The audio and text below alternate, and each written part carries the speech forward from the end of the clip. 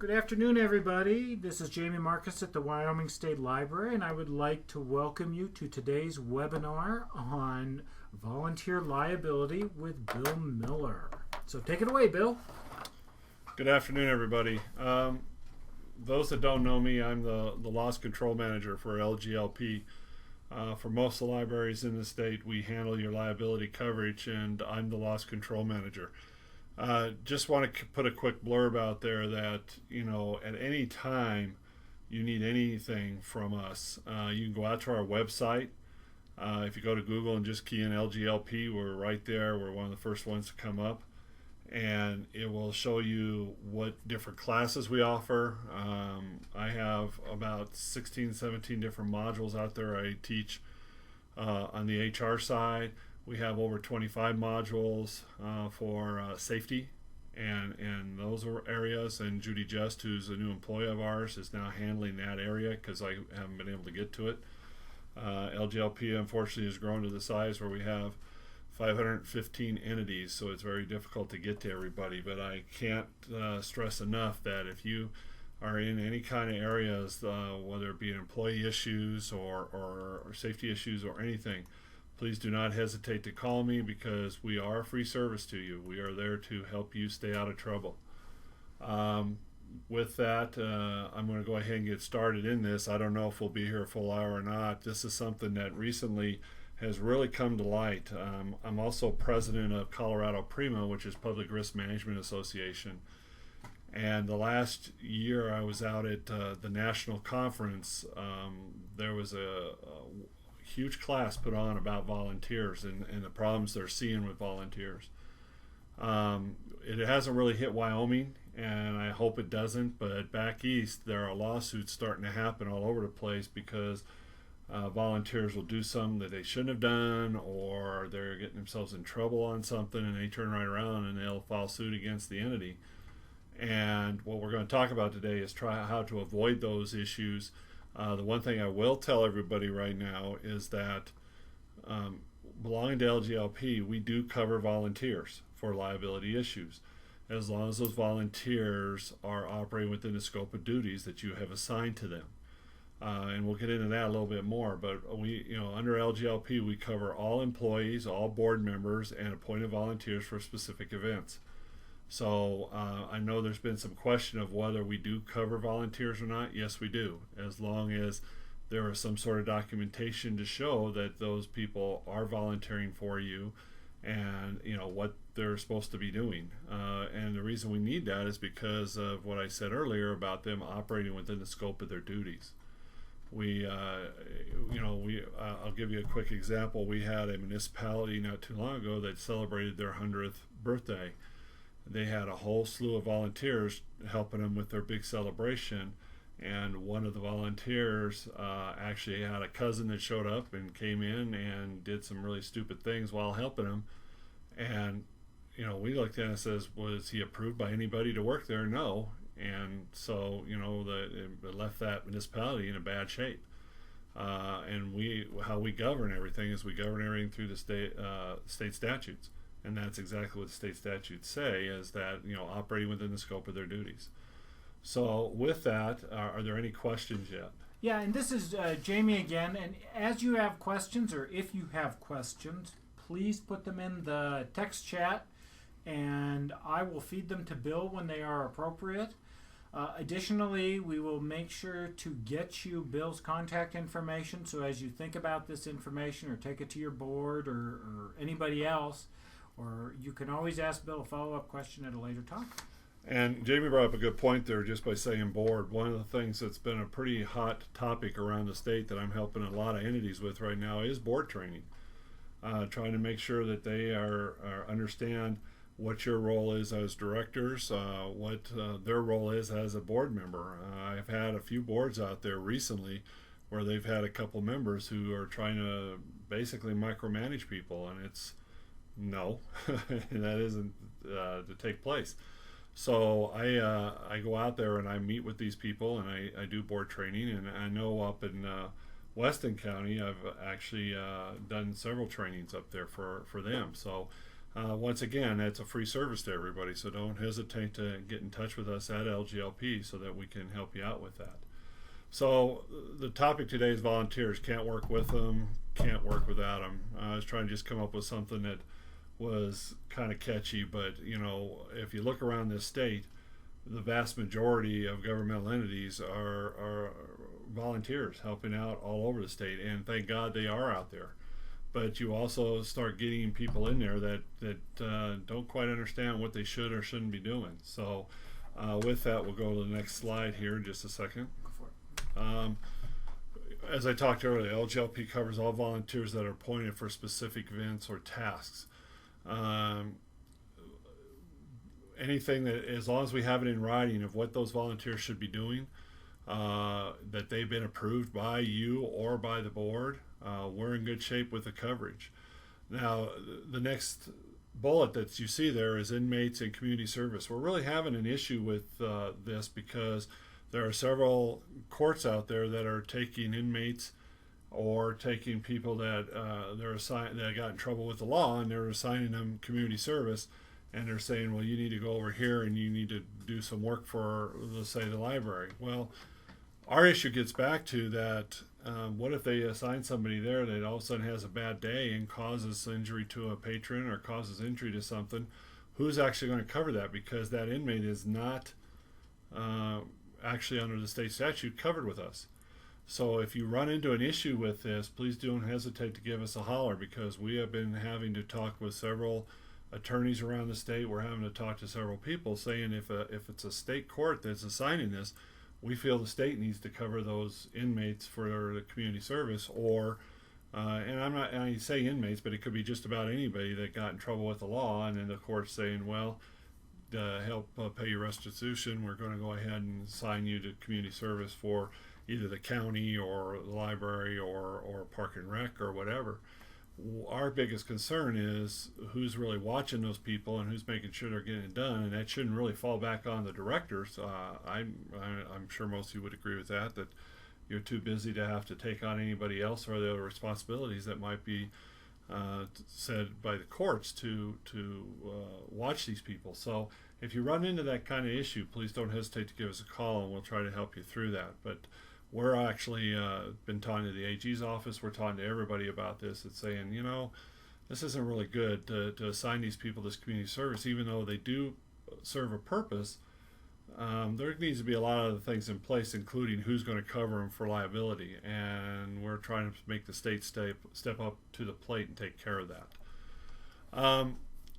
If any of you have ever attended any of my classes, one of the big classes I do teach is documentation. And I can't stress that enough. Document. Under documentation we have who are the volunteers, their name, their everything about them. Just make sure they should fill out a job application. You should have a job application strictly for volunteers. What are they volunteering for? What is the job? And the other thing you need to put in there is also job descriptions. I've got a lot of people that right now that I'm working with on this volunteer stuff who says, well, you're just making more work for us, but this is how we're going to protect you and protect them also. So they know what their parameters are that they're operating under. Once you write the job description for that particular segment that they're volunteering for, then all you got to do is update it occasionally, and then it's done. Where are they going to be doing this function? Is it at one location or several locations? Are you doing also background checks on these individuals? I've got several places where they're having volunteers driving vehicles, and I'm hoping and I'm trying to stress that they need to do full background checks. And libraries are going to be an issue too, because you have a lot of children's programs and stuff out there. I'm sorry to sound like a dark person out there, but it doesn't take anything to open the internet or open a newspaper anymore, and you're seeing that people are causing problems out there that if their background check would have been done, we wouldn't have an issue with may involve a child or involving other people. And when I have down there in that bullet, how long will that specific assignment take place? And if it's ongoing, you can put in there ongoing. But the issue is documenting who, what, where, and when. Make sure all that is documented so that if there's a problem, we can come in and take a look at it. You know, if there's a claim filed against you or a claim filed against the volunteer, we can actually make sure our bases are covered so we can make sure the proper coverage is there. And the word parameter that I have down here, those are the parameters which they're operating within. Like I said, the lawsuits that we're seeing back east, and now we've seen a few pop up in California, is that volunteers weren't given any kind of direction. They were to say, here, go do this particular job, but not given the direction of how to do that job or how far to take that job or how far to go where they need to go. And all of a sudden they've gotten themselves in trouble. So training is a huge issue when it comes to volunteers. I've had some people out there who are dealing with volunteers that are trying to put this in place, and they're losing volunteers because they're having to do this. Well, if you're losing volunteers, then that means they probably shouldn't be there in the first place. The issue gets back to is that all we're trying to do is make the assignment that they're covering safe for them and safe for the people around them. Bill, your first question is, does LGLP cover volunteers when they're driving company vehicles? Yes, we do. As long as that's within, as I've been talking about here, as long as that's within the scope of their duties. But if they're driving that vehicle, make sure you're doing a background check or a vehicle check on them to make sure that they're eligible to drive that. Because there are a lot of people out there who have someone go on and say, here, go jump in that vehicle and go take care of that, yet their license may be suspended. So you just don't want to get yourself into trouble with that. So yes, we do cover them as long as you've covered that they are eligible to drive it, it's within the scope of their duties, and that they have no problems with their license or any issues in that arena with the law. Any other questions? A good question, by the way. Any other questions? Just go ahead and throw them in the text chat, and I'll feed them to Bill as they come in. Now, I've talked about these already, but I'm going to go through them again. And there again, there's not a lot to this because the biggest key here is making sure we have everything in writing for these guys. The very first one is volunteer application. You know, it could be the same application you use for regular employees. You can take one and just kind of white out a portion of it and call it a volunteer application, but they can be the exact same thing as you have with your regular employees, so you're not having to reinvent the wheel. Job descriptions again. Hopefully all of you have job descriptions out there, but I'll tell you that's a hot item when it comes to court issues anymore. A lot of employee issues I have out there, and the latest statistic that shows that I got from this PREMA conference also was that if there has been no job description for an employee or a volunteer, then 96% of the time the courts will find for that employee or volunteer. That's how important those job descriptions are. So please make sure all your job descriptions, not just with your volunteers, but for your regular employees, are up to date. If you've got questions on that, let me know. These are areas that I can help you with. I can find you job descriptions to use. I can get you samples. Next one is the policy manual. Cannot stress this enough. And if you want a copy of a good policy manual to use, get in touch with me. I have one out there that I borrowed from someone at the PREMA conference. And but you can also take your own policy manual you have in place right now, and you can actually adopt that for volunteers also. The biggest key here is treat a volunteer just as if they were an employee. The only difference is they're not getting paid. But just make sure that your policy manual is in place. One of the other options that I do give people, and in fact I just helped two of the libraries go through their policy manual, as I'm a free service in that area, that I take your policy manual, I go through it, and then I meet with you and whoever else you want with your board to discuss changes in there. Most of you use the county attorney, and I'm pretty good with most of the county attorneys around the state. We work real close together, and I can show how to make your policy manual much simpler to use, so where you're actually managing the situations, not letting the policy manual manage you. So, you know, if you want me to take a look at your policy manuals, get in touch with me. I'm more than happy to take a look at those, and then I get right back with you on that. Training is essential. If you've got brand new volunteers that have really no idea what they're supposed to be doing, take a little time out and train them. Make sure that they understand. Make sure they know who they have to report to. Make sure they know if there's an issue, where they go with that. That's all part of training. Who do they go talk to? Can they, if there's an issue that arises, who do they go and talk to? I talk about reviews in here.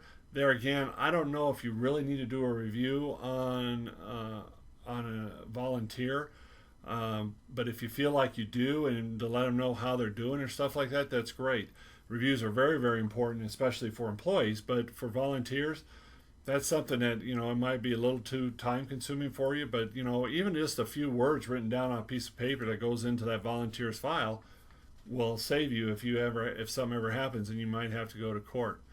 And the last thing, you see there, I say document, document, document. I cannot stress it enough.